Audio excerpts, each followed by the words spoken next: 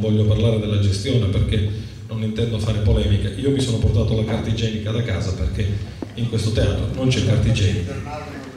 Dunque, se doveste avere bisogno del bagno, mi raccomando, andate a casa, prendete la carta igienica, portatevi anche un po' di detergente perché non ce n'è neanche quello.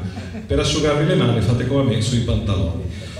E non è sicuramente una volontà polemica, voglio sperare che sia un'opportunità invece di comunicare all'amministrazione comunale che un gioiello come questo va ben tenuto, va ben gestito.